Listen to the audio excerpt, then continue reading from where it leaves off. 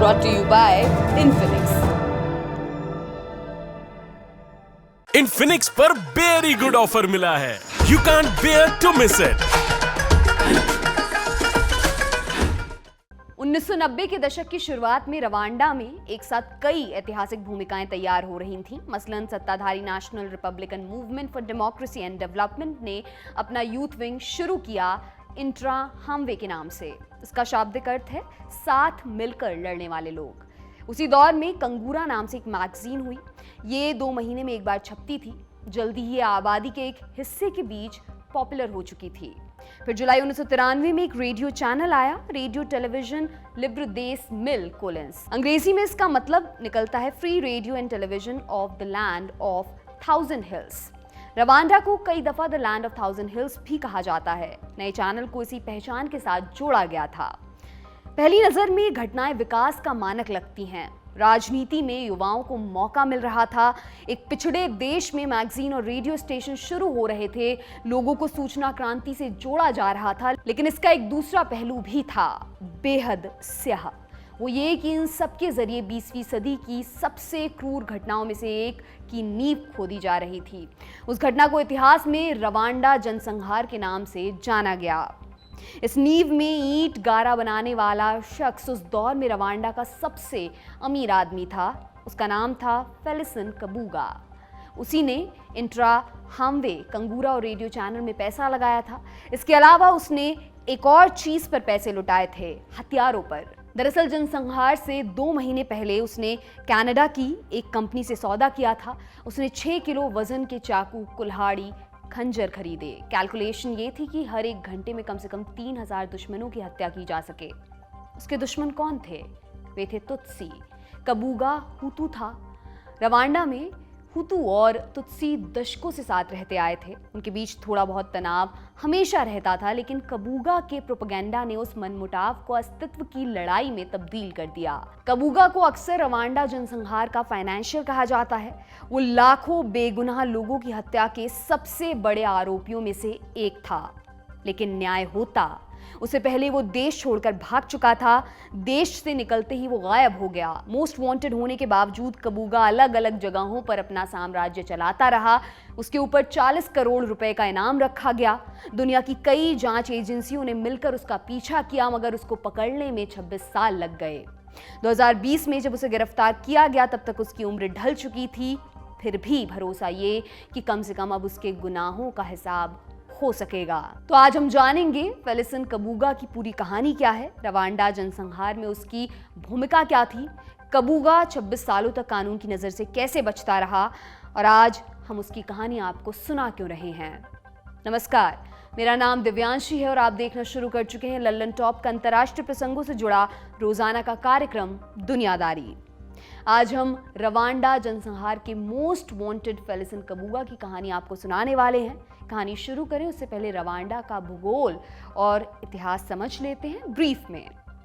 भारत से रवांडा पहुंचने के 2 रास्ते हैं। समंदर से जाएंगे तो तंजानिया को पार करके आपको जाना होगा।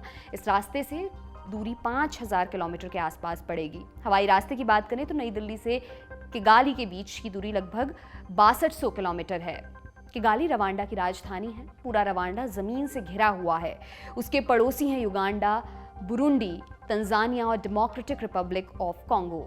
साइज में ये भारत के मेघालय से थोड़ा बड़ा है। देश की आबादी लगभग 1 करोड़ 30 लाख है। 3 मुख्य जातियां हैं, हुतू, तुत्सी और त्वा। इनमें से त्वा को रवांडा का मूल निवासी कहा जाता है। हुतू और तुत्सी के ओरिजिन को लेकर मतभेद है। कुछ इतिहासकार मानते हैं कि दोनों अलग अलग जगहों से रवांडा आए थे। कुछ का मानना है कि हुतू और तुत्सी एक ही पेड़ की 2 शाखाएं हैं। समयांतर के साथ उनके रहन सहन और मान्यताएं बदली। रवांडा में 94% लोग ईसाई धर्म को मानते हैं, 2% लोग मुस्लिम हैं, 3% लोग किसी धर्म को नहीं मानते हैं, बाकी 1% में अलग अलग धर्मों का मिश्रण है। अब रवांडा के पॉलिटिकल सिस्टम को भी समझ लेते हैं। रवांडा की संसद के 2 सदन हैं। ऊपरी सदन का नाम सेनेट है, जबकि निचले सदन को चेंबर ऑफ डेप्यूटीज के नाम से जाना जाता है। निचले सदन के सदस्य सीधे जनता के वोट से चुने जाते हैं। रवांडा दुनिया के उन चुनिंदा 3 देशों में से है जहां की संसद में महिलाएं बहुमत में हैं। बाकी के 2 देश हैं क्यूबा और बोलीविया। रवांडा में प्रेसिडेंशियल सिस्टम वाली व्यवस्था है, यानी राष्ट्रपति ही देश और सरकार दोनों का मुखिया है।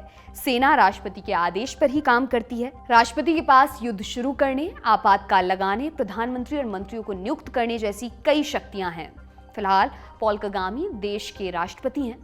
रवांडा में राष्ट्रपति का कार्यकाल 7 बरस का होता है। 2015 से पहले तक राष्ट्रपति के लिए 2 टर्म फिक्स थे। कगागी पहली बार साल 2000 में राष्ट्रपति बने थे। 2003 के संविधान में लिमिट तय की गई। वो लगातार 2 चुनाव जीते। इस लिहाज से उनका कार्यकाल 2017 में खत्म हो जाता, लेकिन उससे पहले ही उन्होंने संसद से नया कानून पास करवा दिया। इसमें तय हुआ कि कगामी 3 कार्यकाल और ले सकते हैं। 2017 के चुनाव में कगामी को लगभग 99% वोट मिले। 2024 के बाद राष्ट्रपति का कार्यकाल 7 से घटाकर 5 बरस कर दिया जाएगा। इस तरह पॉल कगामी 2034 तक रवांडा के राष्ट्रपति बने रह सकते हैं। पश्चिमी देश कगामी को तानाशाह और लोकतंत्र विरोधी बताकर उनकी आलोचना करते हैं। उन पर चुनावों में धांधली करने और विरोध को दबाने के आरोप भी लगते हैं। इसका एक दूसरा पहलू भी है। कगामी जनसंहार के बाद ध्वस्त हुए देश को विकास की तरफ लेकर गए। इसकी बदौलत रवांडा अफ्रीका में सबसे तेजी से आगे बढ़ते देशों में गिना जाता है। ये बहस तो लंबी चलती रहेगी।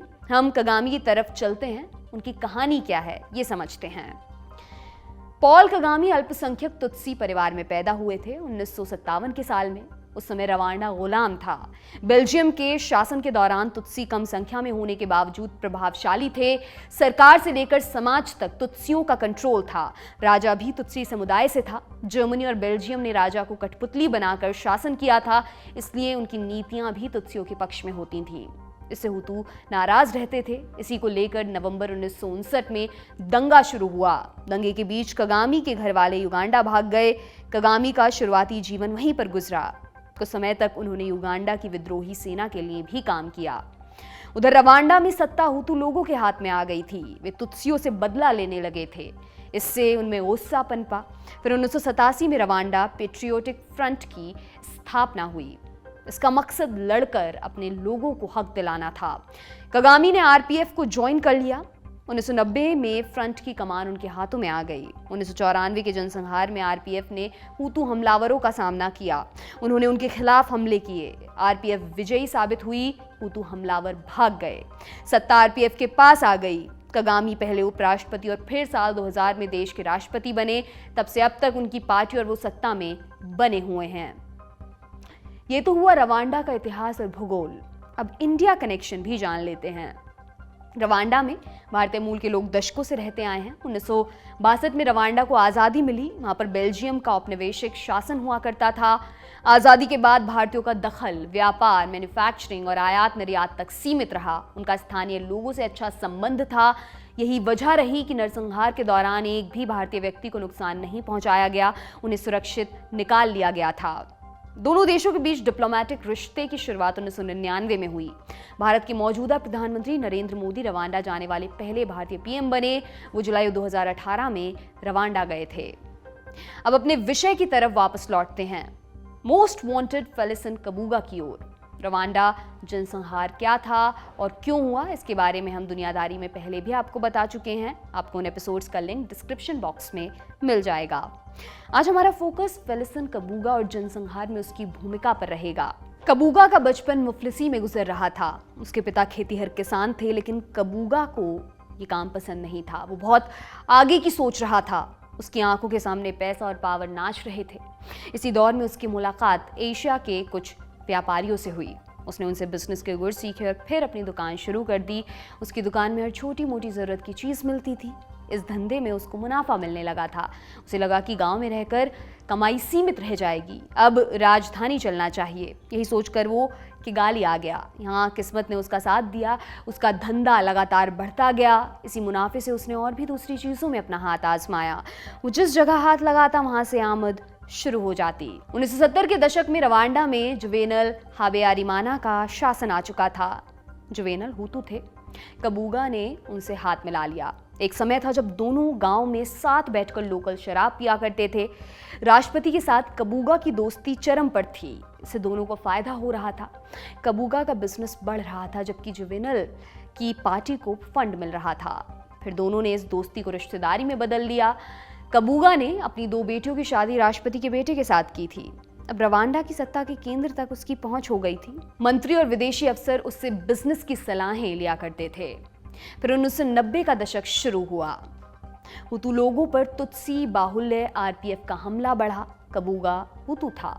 उसने तुत्सियों को सबक सिखाने का फैसला किया। वो उन्हें रवांडा से हमेशा के लिए मिटाना चाहता था। ये काम एक झटके में संभव नहीं था। ये एक सिस्टम के तहत किया जाना था। तब कबूगा ने हिटलर वाला रास्ता चुना। जैसा कि हिटलर ने जर्मनी में किया था, उसने यहूदियों को अछूत साबित कर दिया। उसने लोगों के मन में ये भर दिया कि यहूदी रहेंगे तो जर्मनी का सर्वनाश हो जाएगा। जर्मनी की सारी समस्याओं का भार उनके ऊपर थोप दिया गया। फिर एक दिन ऐसा आया कि एक आम जर्मन नागरिक भी अपने यहूदी पड़ोसी के खिलाफ हो गया। उसने यहूदी दुकानदार से सामान लेना बंद कर दिया। उनसे बात करने में कोफ्त होने लगी। वो उन्हें अपना दुश्मन मानने लगा। नतीजतन जब गैस चेंबर्स में लाखों यहूदियों को मारा गया, तब जर्मन नागरिक उसे सही ठहराते रहे। जो थोड़े कम कट्टर थे, उन्होंने होलोकॉस्ट को मानने से इनकार कर दिया। कबूगा यही काम रवांडा में करना चाहता था। इसका पहला चरण प्रोपेगेंडा था। इसके लिए उसे अखबार और रेडियो की जरूरत थी ताकि उसका मैसेज लोगों तक पहुंचता रहे।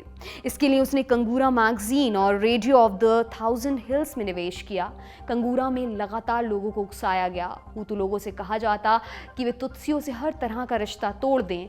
ये मैगजीन उस रवांडा की तस्वीर लोगों के मन में भर रही थी जहां कथित शुद्ध नस्ल के लोग रहें। इस समाज में तुत्सियों के लिए कोई जगह नहीं थी। उन्हें अशुद्ध बताया जाता था। ये सोच धीरे धीरे विकसित होती चली गई। रवांडा की हुतू आबादी का बड़ा हिस्सा इसे सच मानने लगा। जो हुतू इस प्रोपेगेंडा को समझते थे और उसका विरोध करते थे, उन्हें भी दुश्मन बताया जाने लगा। मैगजीन 2 महीने में एक बार आती थी। कबूगा को लगा कि इससे प्रोपेगेंडा ज्यादा समय तक नहीं ठहर पाएगा। उसने रेडियो को हथियार बनाने का फैसला किया। फिर RTLM शुरू हुआ। इसके लिए सबसे ज्यादा पैसा कबूगा ने ही दिया था। इस चैनल से लगातार तुत्सियों के खिलाफ भड़काऊ खबरें फैलाई जाने लगी। ऐसी बातें जिन्हें कोई भी सभ्य और उदार समाज स्वीकार नहीं कर सकता था। लेकिन वो रवांडा था। सरकार प्रोपेगेंडा फैलाने वालों से मिली हुई थी। उसने लगभग अनसुना कर दिया। मगर एक शख्स था जिसने चुप रहना स्वीकार नहीं किया। वो थे सूचना मंत्री फॉस्टिन रुकोगोजा। उन्होंने कबूगा के चैनल को बंद करने की चेतावनी दी। रुकोगोजा को जनसंहार के पहले ही दिन गिरफ्तार किया गया। फिर उनकी हत्या कर दी गई। कबूगा का रेडियो चैनल कितना खतरनाक था, इसके लिए आपको कुछ पंक्तियां सुनाती हूं। नंबर 1, कोई भी तुत्सी कबूगा जितना अमीर नहीं है, इसलिए कुछ भी बोलना बंद कर दो। मैं मजाक नहीं कर रहा हूं, तुम सब मारे जाओगे। आइए हम सब मिलकर तुत्सियों को जड़ से मिटाने की शपथ लें ताकि हमारी आने वाली पीढ़ियों को कभी तुत्सी शब्द का सामना ना करना पड़े। नंबर 2, तिलचट्टे विरोध करते हैं, वे घिन पैदा करते हैं क्योंकि हमें उन्हें बार बार मारना पड़ता है। हमें उन्हें कुचलना पड़ता है क्योंकि उन्हें हमेशा के लिए खत्म करना नामुमकिन है। नंबर 3, तुत्सियों के बच्चे भी तुम्हारे दुश्मन हैं। बड़े होकर वे तुम्हारा ही खून पिएंगे। ये बात एक पब्लिक रेडियो चैनल से ऑन एयर होती थी। कबूगा हमेशा RTLM के दफ्तर में दिखता था। वो ये तय करता था कि क्या बोलना है और क्या नहीं। इस प्रोपेगेंडा का असर धरातल पर दिखाई देने लगा था। आम हुतू और तुत्सी नागरिक एक दूसरे को नफरत की नज़र से देख रहे थे। कहीं कहीं पर छिटपुट झड़प की खबरें भी सामने आने लगी थीं। तब कबूगा ने 5 लाख खंजर और दूसरे हथियारों का ऑर्डर दिया। इन हथियारों को उसने अपने घर पर छिपाया। फिर उसी ने इंट्राहामवे के लड़ाकों की ट्रेनिंग करवाई। इसके बाद वो चुपचाप बैठकर मौके का इंतजार करने लगा। उसे मौका मिला अप्रैल 1994 में 6 तारीख को राष्ट्रपति हाबेयारिमाना के प्लेन पर हमला हुआ। इसमें उनकी मृत्यु हो गई। रेडियो स्टेशनों से प्रचार किया गया कि हमला RPF ने कराया है। इस हत्या के लिए तुत्सी जिम्मेदार हैं। हथियार बांटे गए। पुलिस और सेना ने हिंसा फैलाने वालों को खुला छोड़ दिया। अगले 100 दिनों में 10 लाख से अधिक लोगों की हत्या हुई। इनमें से 8 लाख से अधिक तुत्सी थे। RPF की जीत के बाद जनसंहार खत्म हुआ। इसके बाद हुतू नेता और हमलावर रवांडा छोड़कर भागने लगे। इनमें से एक फेलिसन कबूगा भी था। उसने अपने घर वालों को पहले यूरोप भेज दिया था। कबूगा स्विट्जरलैंड पहुंचा, लेकिन उसे वहां से निकलना पड़ा। वो केन्या आ गया। 1997 में international criminal tribunal for Rwanda ने उसके ऊपर आरोप तय किए। फिर केन्या सरकार पर दबाव पड़ा, तब कबूगा को अरेस्ट किया गया, लेकिन फिर उसे जल्दी ही छोड़ भी दिया गया। उसको रिहा करने वाले पुलिस अफसर ने कहा था कि ऊपर से ऑर्डर आया था। इसी ऊपर के ऑर्डर की बदौलत वह केन्या में अपना बिजनेस एम्पायर फैलाता रहा। जब केन्या में सरकार बदली तब वो जर्मनी चला गया। अमेरिका ने उसकी पहचान बताने वाले के लिए 40 करोड़ रुपए का इनाम घोषित किया। इंटरपोल ने उसके खिलाफ रेड कॉर्नर नोटिस जारी किया। अमेरिका, जर्मनी, फ्रांस समेत कई देशों की एजेंसियां उसके पीछे लगी रहीं। इसके बावजूद वो 26 बरस तक अलग अलग नाम और पहचान के साथ छिपने में कामयाब रहा। मई 2020 में पूरी दुनिया में कोविड लॉकडाउन लगा था। कबूगा के लिए कहीं बाहर आना जाना मुश्किल हो चुका था। उसी दौरान फ्रेंच पुलिस को उसके बारे में टिप मिली। छापेमारी हुई और वहां कबूगा पकड़ा गया। उस समय वो पेरिस में एंटोनियो टोंगा के नाम से रह रहा था। पुलिस की पूछताछ में उसने अपनी असली पहचान कबूल ली।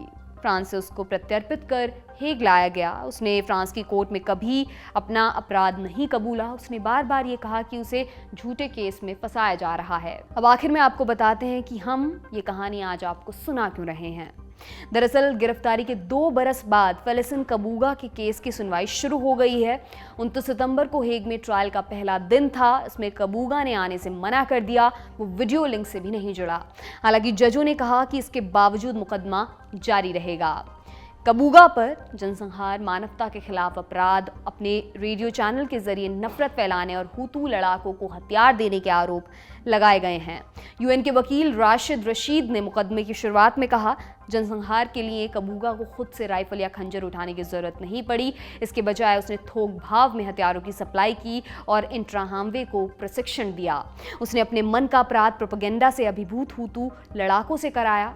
कबूगा को माइक लेकर जनसंहार की अपील करने की जरूरत भी नहीं पड़ी। उसने काम एक प्रोपेगेंडा वाला रेडियो स्टेशन बनाकर कर दिया था। फेलिसन कबूगा की उम्र लगभग 90 साल की है। बहुत संभावना है कि उसके जीवन काल में कोर्ट का फैसला ना आए। एक पंक्ति इस पर ध्यान आती है, इनोसेंट अंटिल प्रूवन गिल्टी। दोषी साबित होने तक आरोपी बेगुनाह होता है। ये पंक्ति कबूगा पर भी लागू होगी, लेकिन इतना तो तय है कि उसका मुकदमा नफरत और प्रोपेगेंडा का कारोबार कर रहे राजनेताओं और कथित पत्रकारों के लिए एक जरूरी सबक साबित होगा। देखने वाली बात होगी इस सबक से सीखता कौन है। आज की दुनियादारी में बस इतना ही। अब अगले हफ्ते आपसे मुलाकात होगी। इसी उम्मीद के साथ विदा लेती हूँ। शुक्रिया, शुभ रात्रि। मिटाने खबरों का गैप रोज रात 8 बजे आएगा Lallan top show live on app. Download करें लल्लन टॉप ऐप।